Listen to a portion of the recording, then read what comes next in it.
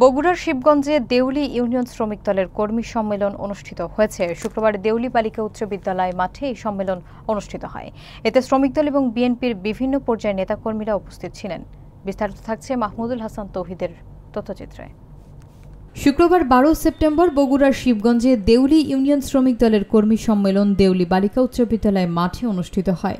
সম্মেলনে দেউলি ইউনিয়ন শ্রমিক দলের নেতাকর্মীরা ছাড়াও উপজেলা এবং অন্যান্য ইউনিয়ন থেকে আগত বিএনপি ও এর অঙ্গ সংগঠনের নেতৃবৃন্দ উপস্থিত ছিলেন।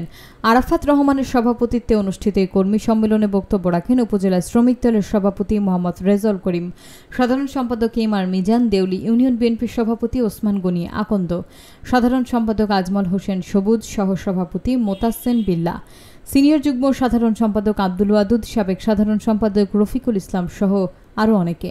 এ সময় আরও উপস্থিত ছিলেন উপজেলা শ্রমিক দলের যুগ্ম সাধারণ সম্পাদক রেজল কবির সুমন, নূর আলম রতন, আশরাফুল ইসলাম, মেহের আলী, কৃষি বিষয়ক সম্পাদক নূর আলম, দপ্তর সম্পাদক আব্দুর রহিম আপেল, মোকামতলা ইউনিয়ন শ্রমিক দল নেতা শামীম আহমেদ, জাকির হোসেন, ইউনিয়ন যুবদলের সভাপতি শাহিনুর মাস্টার, সাধারণ সম্পাদক সাজু মিয়া, ছাত্রদল সভাপতি আহসান হাবিব হাসান এবং ছাত্রনেতা শাহরিয়ার, রমজান আলী, রাফিউল সহ অন্যান্যরা।